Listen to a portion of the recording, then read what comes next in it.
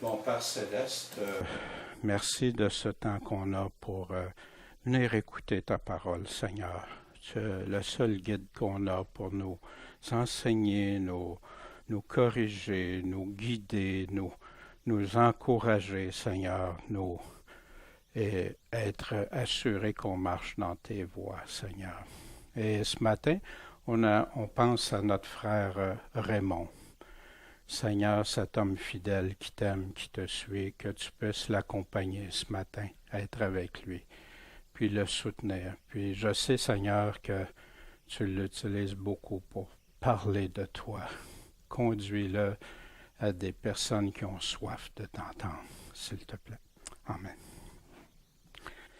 Bien, ce matin, on continue dans les derniers messages de l'apôtre Jean. On est rendu, comme Michel disait, à la 3e lettre.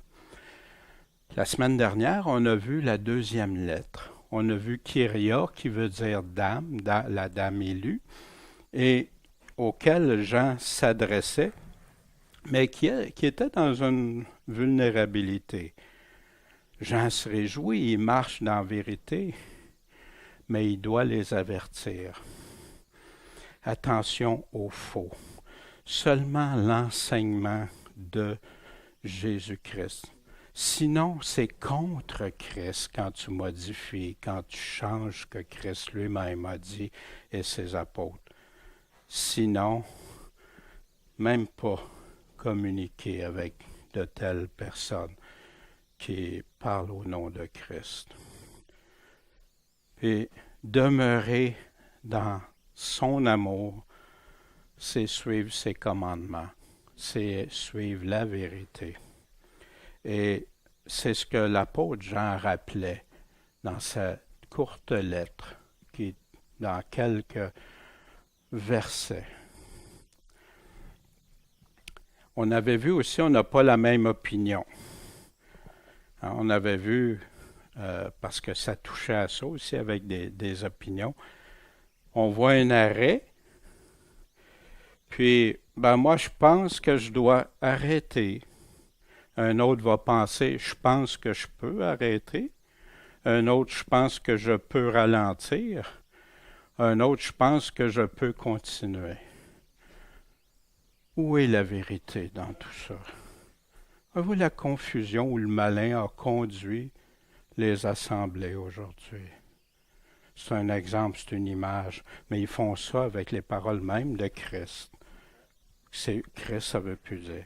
Fait que c'est pas vrai que toutes les opinions sont dans la vérité. C'est faux. Et la Bible est très claire. C'est pour ça qu'on a la Bible pour nous guider, nous corriger et nous instruire. Quelle est l'opinion de Dieu? C'est celle-là. Sa parole immuable, permanente, sans erreur. Pourquoi on ose contester ou modifier ses propres paroles? Fait qu'aujourd'hui, dans 3 Jean, la 3e lettre, la dernière lettre que Jean, l'apôtre Jean, choisi du Seigneur, bien-aimé du Seigneur, s'est servi de Jean pour nous parler à cette époque-là et pour nous parler encore aujourd'hui. C'est très bref. Jean, l'apôtre Jean a écrit ça vers la fin de sa vie. Puis, quand on la regarde attentivement, c'est une synthèse de la première puis de la 2e lettre. Les mêmes sujets vont y être abordés, mais pas développés comme dans la première lettre, bien sûr. Mais les mêmes thèmes vont se retrouver, certains des thèmes. Puis c'est pour ça qu'à la fin, il va dire « Je veux te voir aussi dans personne ». Jean parle à un bien-aimé. Il lui parle de quoi? De vérité, du vrai amour, véritable amour, de la vraie unité. Puis il va parler de ce qui est le contraire de l'unité aussi. Il va s'adresser à un frère qui marche fidèlement dans la vérité, mais il le met en garde de demeurer dans le bien et non le mal. Puis Jean donne encore des exemples concrets, comme il a fait dans ses autres lettres, et contrastant entre les vrais et les faux ministres. Dans la première lettre, il nous parlait beaucoup aussi des vrais chrétiens puis des faux chrétiens. La première lettre de Jean s'adresse à ça. Vous vous souvenez des contrastes. Le vrai chrétien, le faux chrétien. Le vrai enseignant, le faux enseignant. La vraie lumière, les ténèbres. Et il va comme ça toujours, Jean. Comme Paul fait aussi dans certaines de ses lettres. Comme on fait d'habitude, on va le lire avant. C'est très court. Hein? L'ancien à Gaius, le bien-aimé que j'aime en vérité. Bien-aimé, je souhaite qu'à tous égards tu prospères et tu sois en bonne santé, comme ton âme est en prospérité. Car j'ai eu bien de la joie du témoignage que des frères arrivés ici ont rendu à ta fidélité, à la manière dont tu marches dans la vérité. Je n'ai pas de plus grande joie que d'apprendre que mes enfants marchent dans la vérité. Bien-aimé, tu agis fidèlement dans ce que tu fais pour les frères et pour les étrangers. Ils ont rendu témoignage à ta charité en présence de l'Église. Tu feras bien de pourvoir à leur voyage d'une manière digne de Dieu. Car ils sont partis pour son nom, sans rien prendre des gentils. Nous devons donc recevoir de telles personnes afin de devenir ouvriers avec eux pour la vérité. J'ai écrit à l'Église, mais Diotrephe, qui aime être le premier parmi eux, ne nous reçoit pas. C'est pourquoi, si je viens, je lui rappellerai les œuvres qu'il fait en tenant des discours malins contre nous, et que ne se contentant pas de cela, il ne reçoit pas lui-même les frères, mais empêche ceux qui veulent le faire et les chasse de l'Église. Bien-aimés, imite non le mal, mais le bien. Celui qui fait le bien est de Dieu, mais celui qui fait le mal n'a pas vu Dieu. Tous, et la vérité elle-même, rendent un bon témoignage à Démétrius. Nous aussi, nous le lui rendons, et vous savez que notre témoignage est véritable. J'avais plusieurs choses à t'écrire, mais je ne veux pas le faire avec la plume et l'encre, car j'espère te voir bientôt, et nous en parlerons bouche à bouche, et la paix soit avec toi. Les amis te saluent. Salut les amis, chacun par son nom. Donc, voici cette brève lettre, et maintenant on va la regarder. On va regarder les passages et voir quel enseignement il nous laisse. L'ancien à Gaius, le bien-aimé que j'aime en vérité. Anciens, ceux qui présidaient sur les assemblées, il y en a qui utilisaient le mot évêque, surveillant, ancien, presbytre, hein? C'était tous des synonymes.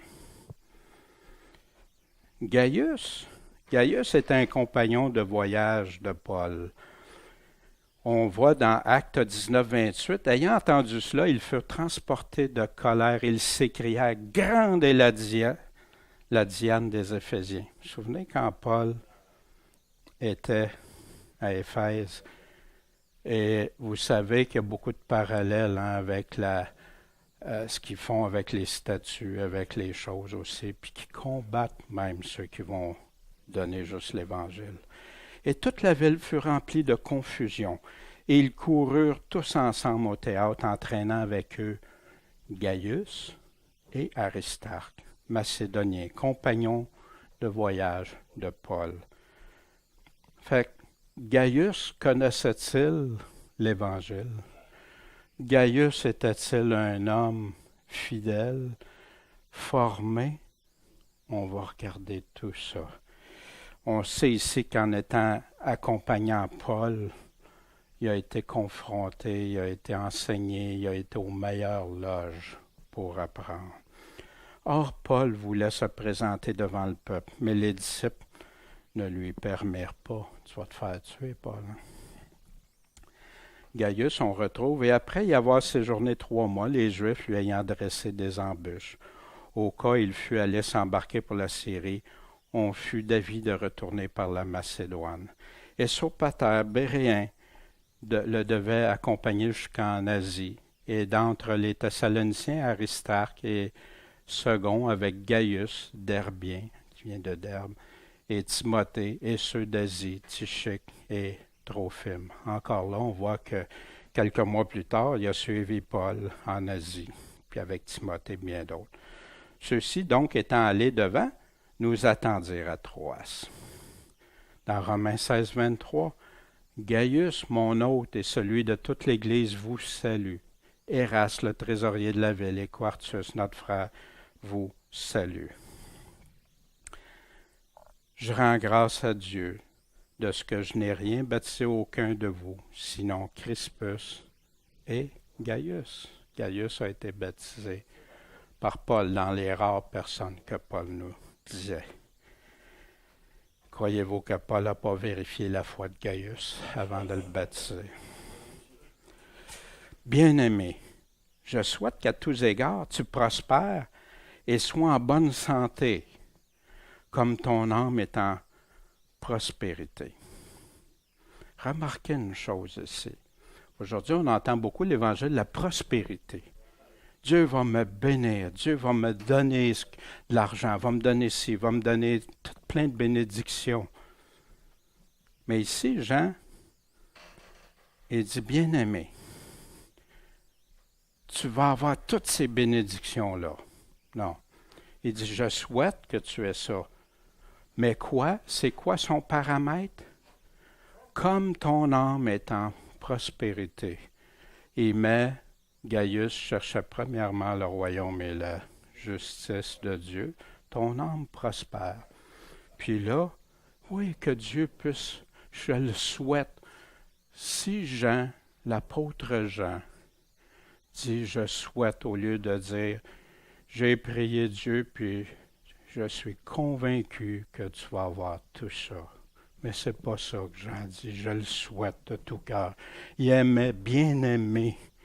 Je t'aime, Gaius. Je te le souhaite de tout mon cœur. Comme ton âme est en prospérité. Pourquoi ici Jean va se réjouir? Car j'ai eu bien de la joie du témoignage que des frères arrivés ici ont rendu à ta fidélité et à la manière dont tu marches dans la vérité.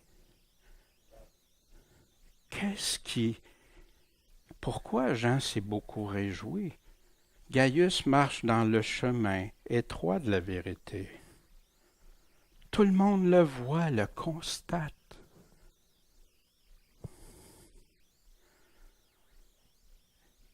Fidélité. On va juste aller voir qu'est-ce que veut dire le mot fidélité. Dans l'Ancien Testament, puis ça provient, vous avez ça en Bible Online, le dictionnaire biblique. Dans l'Ancien Testament, le mot hébreu, émouna, du verbe aman, qui veut dire tenir solidement, être solide, être digne de confiance. On peut se fier, il est fidèle. C'est de ce verbe que découle le mot amen. Dans le Nouveau Testament, le grec pistis, ça égale foi, fidélité. Ces deux-là sont étroitement liés, tu ne peux pas les séparer. Si tu as la foi, tu es fidèle. Si tu es fidèle, tu vas avoir la foi. Croyant, donc fidèle. Fidèle, donc croyant. L'importance de la fidélité dans la pensée biblique est soulignée d'abord par la fréquence d'utilisation de pistos dans le Nouveau Testament. 66 fois. Mais aussi et surtout par l'enseignement du Seigneur, par exemple, dans les paraboles eschatologiques. Vous vous souvenez, les paraboles dans Matthieu 24, Matthieu 25, Jésus donne des paraboles. Et ça vient des auteurs, là, c'est pas moi qui le mentionne. De même que par celui des apôtres qui appellent les croyants fidèles et les exhorte à la fidélité.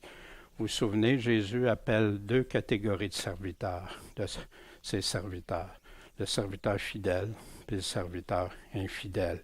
Il parle des vierges folles, des vierges sages. Il parle des talents, la parabole des talents, Il va parler aussi de l'amour, ceux qui n'ont pas eu l'amour, quand est-ce que tu nous as vus nus, manquer de nourriture ou quoi que ce soit. Et c'est à ça que la fidélité ici, que ces auteurs-là nous orientent. Qui décide? 2 Timothée 2:1. L'apôtre Paul dit à Timothée, « Toi donc, mon fils, fortifie-toi dans la grâce qui est en Jésus-Christ.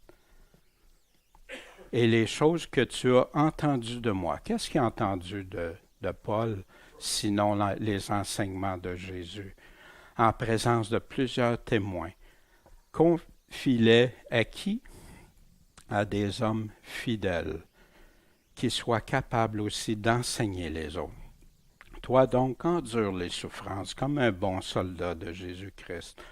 Aucun homme faisant la guerre ne s'embarrasse des affaires de la vie. Laisse tomber ça. Si tu t'embarrasses avec ça, c'est là que revient la parabole des 4 semences.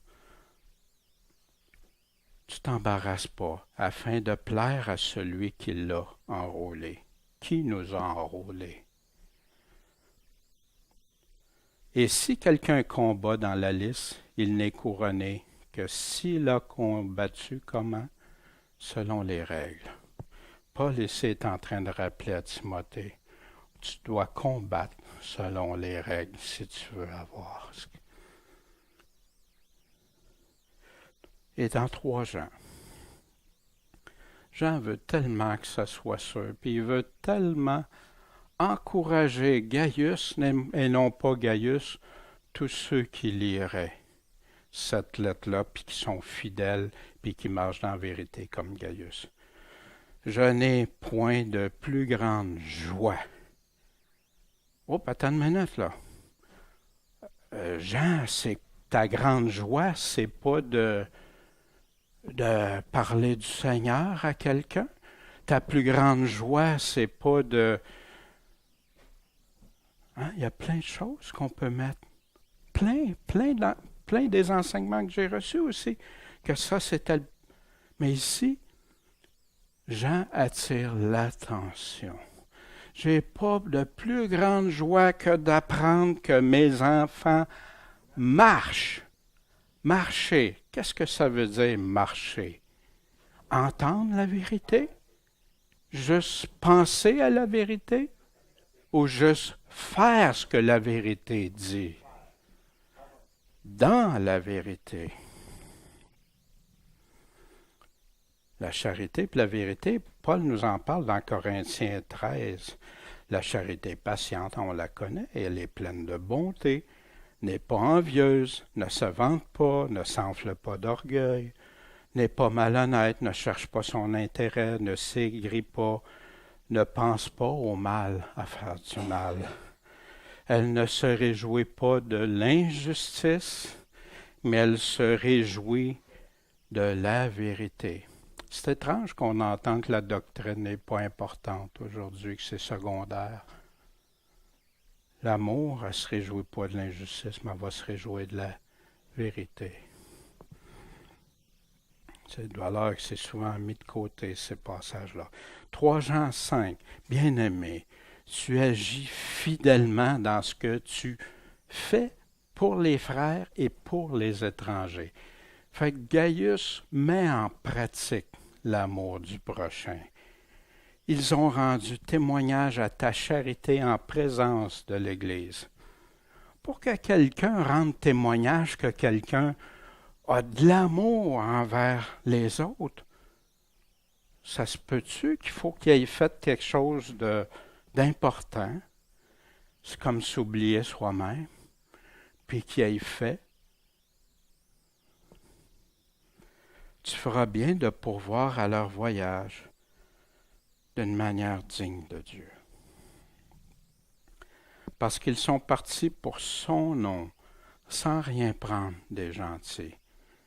Fait qu'ici, il est en train d'encourager Gaius.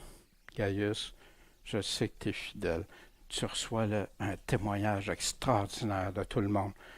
Puis, il l'encourage. Tu feras bien de pourvoir au voyage de ces personnes-là qui sont parties pour aller évangéliser. Évangéliser comprend les enseignements de Jésus. Pas juste parler de Jésus. C'est pour ça que Paul s'est fait battre. C'est fait parce qu'il parlait de justice, de jugement, de la colère à venir et de tout aussi quand il prêchait. Sans rien prendre des gentils. Ils ont dit, nous autres, on y va par amour, puis Dieu va nous aider, va pourvoir dans ça. On doit donc recevoir de telles personnes. Gaius, quand tu as des personnes comme ça, mais des personnes approuvées, pas n'importe qui. Vous savez, il y a plein d'assemblées qui ont envoyé des missionnaires à l'étranger, puis ça a été des fiascos, des scandales, des choses incroyables. On a des témoignages de certains, c'est incroyable. Au lieu d'aller pour Christ, pour prêcher, dire ce que Christ avait fait, ça a été détourné. On doit donc, mais eux autres, on doit recevoir de telles personnes afin de devenir ouvriers avec eux. Mais pourquoi être ouvrier avec eux? Pourquoi? Pour la vérité, pas pour le mensonge. Vous vous souvenez de Jean, on va le voir dans quelques instants. Jean nous parlait dans ses premières lettres, la première et la deuxième, tout ce qui est mensonge, tout ce qui est faux. Des ouvriers pour la vérité. Dans Jean, première lettre de Jean, si nous disons que nous sommes en communion avec lui, puis qu'on marche dans les ténèbres, on ment. C'est le thème de la première lettre de Jean tout au long. Et nous ne pratiquons pas la vérité. Si nous disons que nous n'avons pas de péché, on se séduit nous-mêmes, puis la vérité n'est pas en nous. Ah, moi, je n'ai pas péché. Non. Quand j'ai péché, je le reconnais. Je me repens, c'est-à-dire de le confesser, l'abandonner et ne plus le faire. Et la vérité, on se séduit nous-mêmes et la vérité n'est pas en nous. Celui qui dit « je l'ai connu » et qui ne garde pas quoi? Ses commandements. Et quoi? Un menteur. Comment qu'il y en a qui partent pour aller parler de Jésus, puis qui disent aux personnes qu'ils ne sont pas tenus d'obéir aux commandements de Jésus, qui sont sauvés pareil? Comment tu peux contredire l'apôtre Jean qui prend ça d'où? De Jésus. Le Nouveau Testament est rempli des commandements de Jésus. Comment ça se fait que les églises n'enseignent plus? Qu'est-ce que c'est? Je ne parle pas des 10 commandements seulement. Il y en a 9 qui sont confirmés par Jésus dans le Nouveau Testament.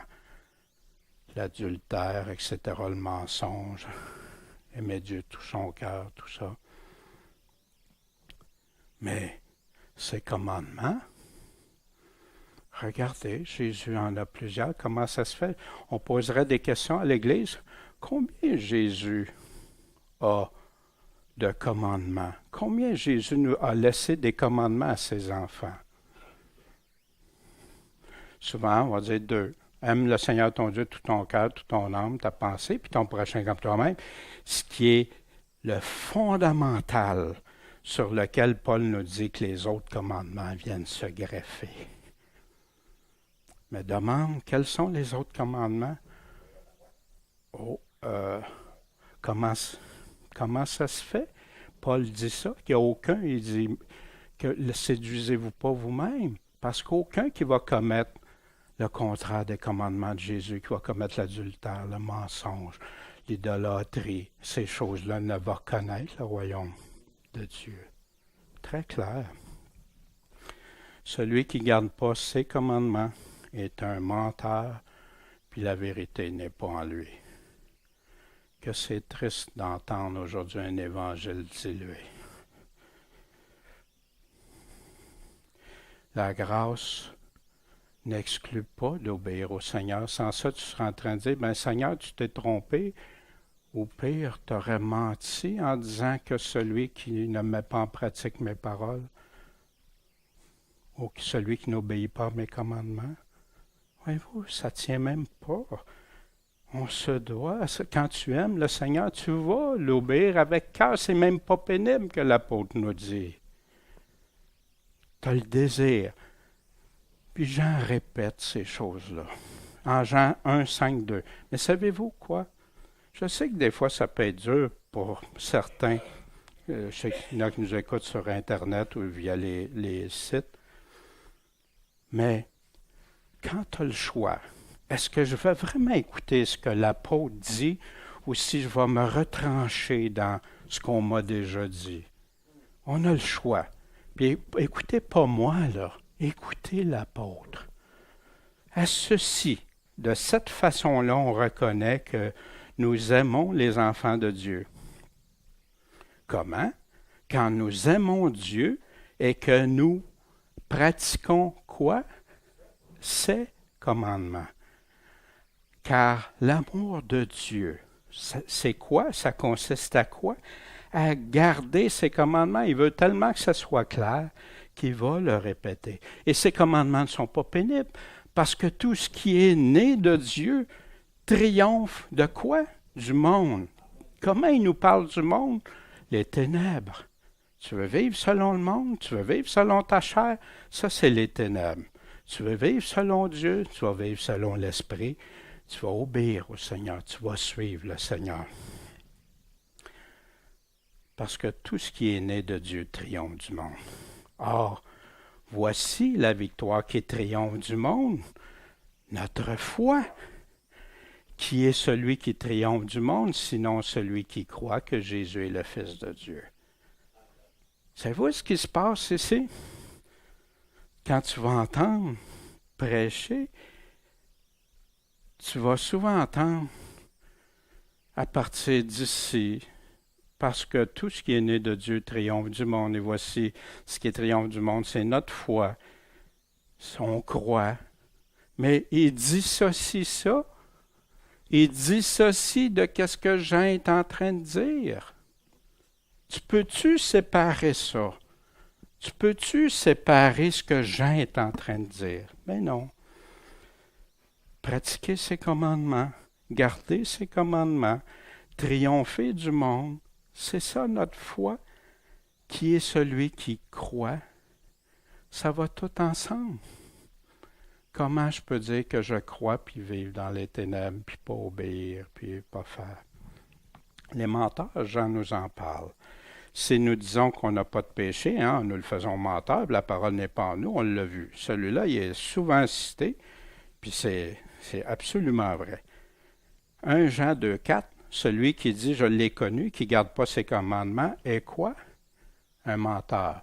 Fait que pour ceux qui marchent dans la vérité, quand il dit des ouvriers de vérité, ces ouvriers de vérité-là, Jean ne serait pas en train de se contredire, qui prêchent juste « Jésus est mort et ressuscité ». Non, c'est majeur, mais il vient tout le reste avec.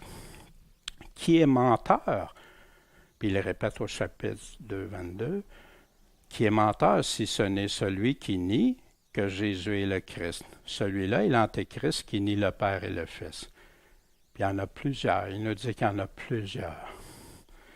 Puis le nier, on avait vu aussi que ce n'est pas juste le nier verbalement, parce que sans ça, plein de sectes, de religions disent Jésus-Christ. Ils croient que Jésus est mort, qu'il est ressuscité par grâce, puis tout ça, mais ils ne suivent pas Jésus. Pensez juste aux Mormons, exactement les mêmes termes. Adventistes, etc. Si quelqu'un dit « j'aime Dieu » et qu'il haïsse son frère, c'est un menteur. Car celui qui n'aime pas son frère qu'il voit, comment peut-il aimer Dieu qu'il ne voit pas? Fait que là, il en dit « ah ah, tu vois, tu ne peux pas parler ». Jean dénonce. Est-ce qu'il manque d'amour quand Jean dénonce les menteurs, quand il dit ceux qui ne sont pas corrects, ceux qui marchent à côté de la vérité? Pourquoi que la vérité est si importante? Il dit à Timothée, afin que tu saches, si je tarde, comment il faut se conduire dans la maison de Dieu, qui est l'Église du Dieu vivant. Puis c'est quoi? La colonne et la base de la vérité. C'est le seul endroit désigné pour être la source pure, sans levain, de la vérité de Dieu. Quand quelqu'un ajoute, enlève, diminue, retranche, fait quoi que ce soit avec ses paroles, est-ce qu'il travaille pour Dieu ou s'il conduit ailleurs? Est-ce que tu peux appeler ça la colonne, l'appui de la vérité quand tu fais ça? En tout cas, moi, j'ai la conviction que non, maintenant. Je n'ai pas toujours pensé comme ça. J'ai pensé qu'il fallait collectivement, puis tout ça. Mais quand j'examine vraiment ce que j'en dis, je ne peux plus penser comme ça. J'ai écrit à l'Église. Mais Diotrephe, qui aime être le premier parmi eux, ne nous reçoit pas. C'est qui ne reçoit pas? Jean est en train de parler. Il ne reçoit pas l'autorité que Jésus a désignée. Jean, l'apôtre, et les apôtres qui ont été avec. Il ne nous reçoit pas. Puis il va nous dire comment. C'est pourquoi, si je viens, je lui rappellerai les œuvres qu'il fait, en tenant des discours malins. Contre qui? Contre nous. Qui est le nous? Et que ne se contentant pas de cela, il ne reçoit pas lui-même les frères. Il ne se contente pas de ne pas prendre ce qu'on a écrit, ce qu'on lui a dit, mais en plus, il empêche les frères. Puis en plus de ça, ils vont empêcher ceux qui voudraient les recevoir, ces frères-là que Jean envoie pour les avertir, pour leur parler. Il va les empêcher. Puis s'ils rouspètent trop, il va même les chasser. Dites-moi, qu'est-ce que ces personnes-là qui voulaient les recevoir les enseignements de l'apôtre, des apôtres, ils voulaient et ils empêchaient la parole de Dieu, ce qui vient de Dieu. C'est ça qu'il est en train de faire, Diotrephe. Son orgueil, il va être le premier. Un des pires choses, c'est l'orgueil. Dieu dit qu'il résiste aux orgueilleux, mais qu'il va faire grâce aux humbles. Imagine une personne qui est en situation comme ça. Quelqu'un qui parle du Seigneur doit attirer les paroles à lui, à ce que Dieu dit, pas à lui. Jamais. Puis ici, cet orgueil-là va mettre un voile. Dieu résiste aux orgueilleux. Puis il chasse même ceux qui veulent faire. Jean est en train de décrire ici aussi ce qu'il va faire, identifier, puis quoi faire avec les faux enseignements. Il est en train de nous donner quelqu'un qui agit mal. Puis ça se passe régulièrement dans l'Église moderne, ça. Quelqu'un qui va arriver dans des assemblées. Je ne dis pas toutes les assemblées, il y a des assemblées fidèles qui aiment le Seigneur, puis qui veulent servir le Seigneur, que la vérité va être au-dessus de tout, dans l'amour, dans l'unité, la vérité. Mais quand ces personnes-là, un membre de l'Église va arriver, va dire « Oui, j'ai entendu ça, mais la parole a dit ça. » Elle va être même prête à modifier, altérer ce que l'Évangile dit, ou justifier, ou tomber sur plein d'autres sujets. Ne répondra jamais à la question, ou bien on va y répondre de façon à diminuer, à détruire les paroles même des apôtres. Et si ces personnes-là persistent, ils vont se sentir isolés, mis de côté. Puis, savez-vous, c'est facile aujourd'hui. Dis à un chrétien qui est légaliste. T'es sûr que tu vas l'avoir. Il va se taire, il va avoir peur d'être traité d'un légaliste. Alors que légaliste, selon Paul, c'est être sous la loi de l'Ancien Testament.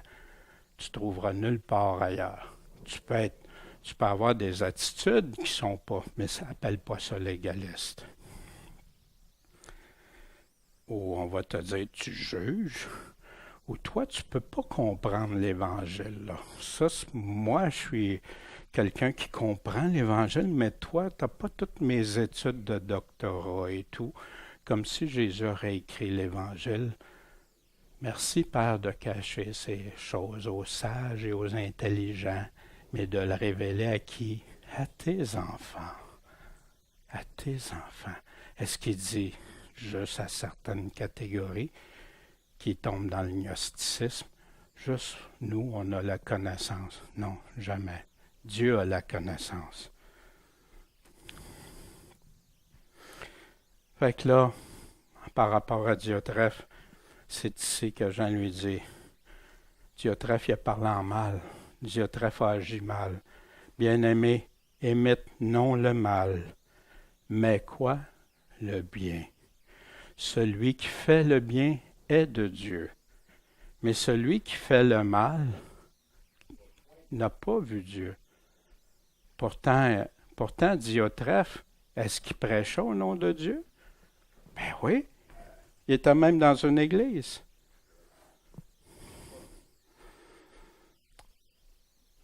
Diotrephe pouvait avoir toutes les doctrines convaincantes pour démontrer ses théories, mais il rejetait ce qui était la parole de Dieu qui provenait des apôtres. Puis c'est malheureux, et Jean identifie. Puis il va plus loin, Jean, si on se souvient de ces lettres qu'on va voir. Fait que là, Jean va poursuivre.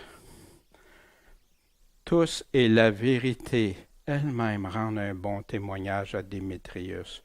Et nous aussi, nous le lui rendons, car vous savez que notre témoignage est vrai, véritable, vérité. Souvenez-vous, quand on a regardé combien de fois Jean utilise le mot vérité, véritable, puis en contraste avec menteur, mensonge. Le contraste du bien. Démétrius,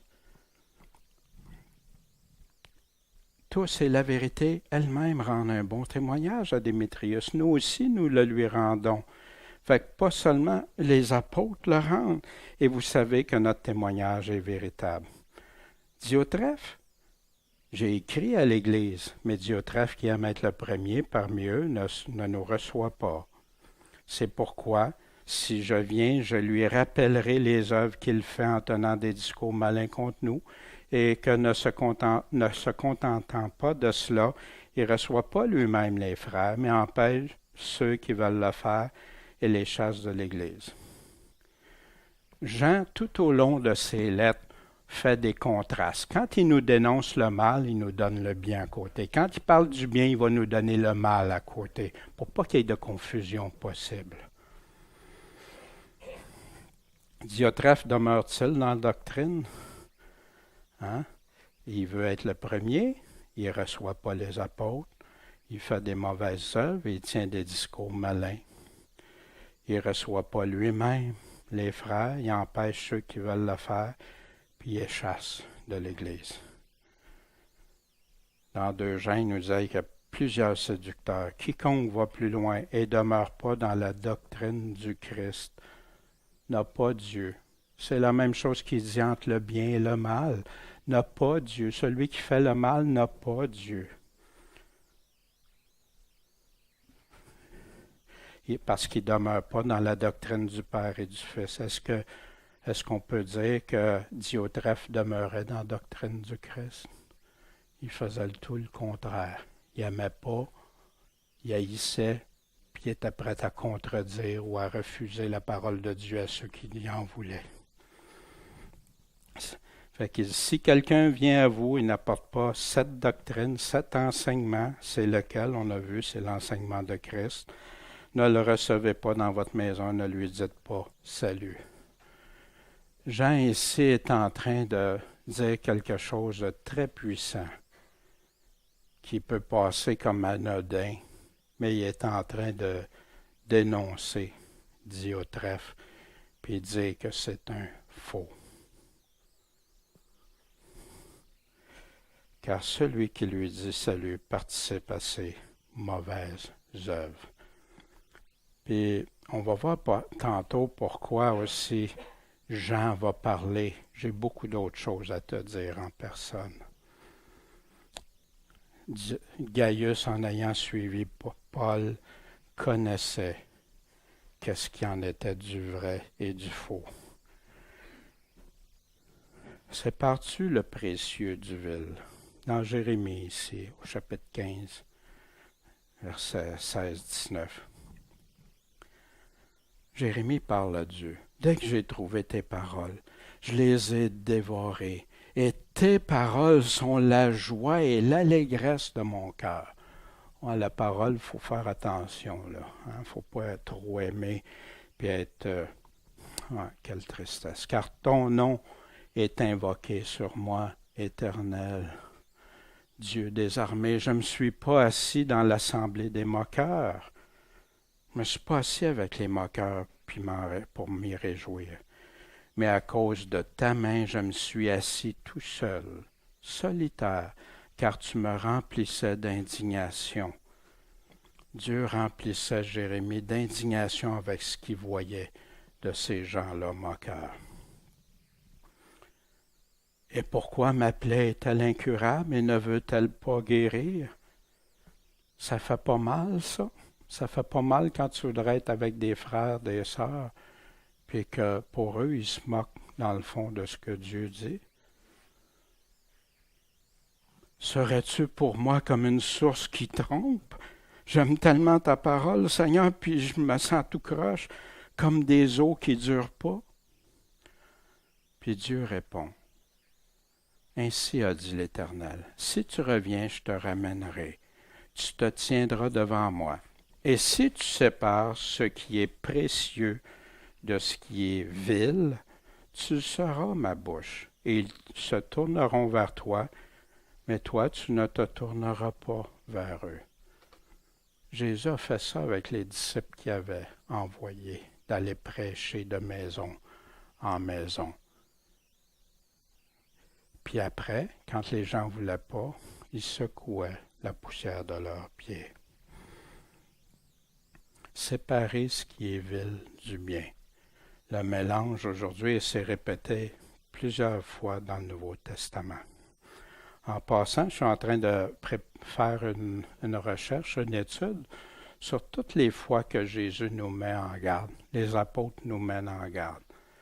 À date, je suis rendu à une trentaine de passages, pas de versets, là, de passages complets qui nous mettent en garde, qui nous disent d'être prudents, puis surtout à la fin, qui était pour avoir toutes sortes d'évangiles, puis toutes choses de séduction.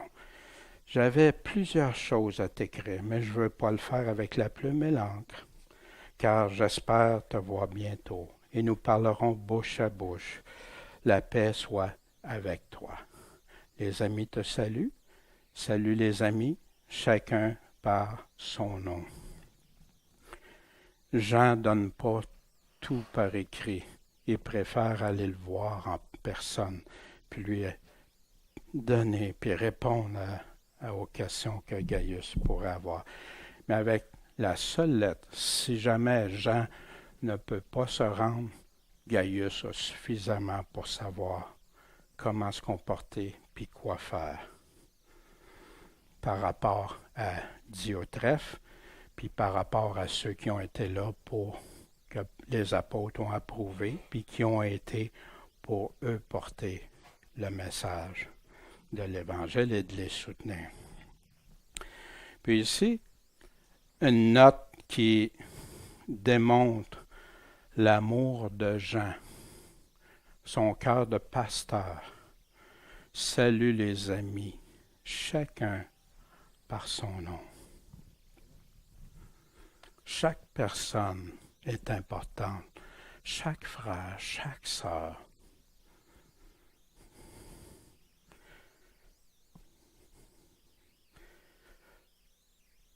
Pour nous, premièrement, est-ce que Jean nous considérait de ses amis comme il considérait Gaius ou Kyria, la dame élue, et tout ça? Si Jean nous aurait écrit une lettre, est-ce qu'il pourrait nous dire « bien-aimé, qui marche en vérité et en action, sans mensonge, sans les mensonges que Jean a décrits dans ses lettres? » que Jésus, qui prend ça des paroles même de Jésus. Qui dois-tu soutenir ou encourager selon ce que Jean dit ici? Et qui ne pas encourager ou ne pas s'associer aussi selon ce que Jean dit et décrit ici? Séparer le vil du bien ou laisser le vil et le bien se mélanger, le bien ou le mal? Qui triomphera? Qui sera vainqueur? L'apôtre Jean nous a mentionné que ceux qui suivent le Seigneur, qui lui obéissent, qui ont foi dans ce qu'il dit, confiance en lui, qui mettent leur foi en Jésus et non pas dans ce que les hommes disent, ceux-là vont être les vainqueurs, vont triompher du monde. Le péché n'aura plus cette emphase. Puis, qui décide? Il ne s'agit pas de notre opinion personnelle. Il ne s'agit pas de rester attaché aux opinions des autres. Il s'agit de rester attaché à l'opinion du Seigneur. Qui tranche? Qui décide? Moi ou le Seigneur? Vous savez, des fois, c'est pas évident. Ça a l'air dire, parler comme ça. Savez-vous, des fois, je supplie Dieu, Dieu, donne-moi donc des... je veux parler juste des belles choses, juste des bonnes choses. Je ne veux pas parler des aspects qui semblent comme ça. Mais toutes les fois que tu examines, puis que tu veux être honnête et intègre, tu n'as pas le choix de considérer ces paroles-là aussi. Pas faire comme une vierge folle qui ne regarde pas rien, de prendre juste les choses. Vers la fin, ils vont se détourner de la vérité. Ils vont fermer l'oreille à la vérité. Puis Dieu dit, ceux qui auront l'amour de la vérité, personne ne les ravira de ma main. Pourquoi? Parce qu'ils m'écoutent, ils m'entendent et me suivent. Et là, personne ne les ravira. Mais si c'est les hommes que j'écoute, personne ne pourra reprocher à Jésus d'avoir fait des fausses promesses. Jésus l'a bien dit. M'entendent et mes brebis m'entendent et me suivent. Psaume 100, verset 3. Sachez que l'Éternel est Dieu. Est-ce qu'on le sait? C'est lui qui nous a fait et non pas nous. Nous sommes son peuple et le troupeau qu'il fait paître. Ça, c'est si on veut être son peuple, si on choisit de le suivre.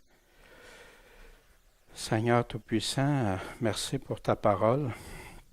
Seigneur, je te prie que tes paroles puissent transcender, que ta parole puisse être examinée avec soin, Seigneur, et que ce ne soit pas des pensées humaines, des philosophies ou des doctrines, théologie ou quoi que ce soit, parce que ce n'est pas ça auquel on devra comparaître et répondre, Seigneur, mais ça va être devant toi, devant ta parole, tes paroles à toi. Aide-nous, Seigneur, à bien comprendre, avec des cœurs humbles, comme des enfants, à t'écouter, à être prêt à t'obéir en toutes choses, à te suivre par amour pour toi, Seigneur. Tu nous as aimés le premier. On veut être fidèles. Et que, comme Jean disait à Gaius, qui marche dans la fidélité et qui marche dans la vérité. Accorde-nous cette faveur, s'il te plaît, Seigneur, et bénis chacun d'entre nous avec ce que toi, tu nous dis. Amen.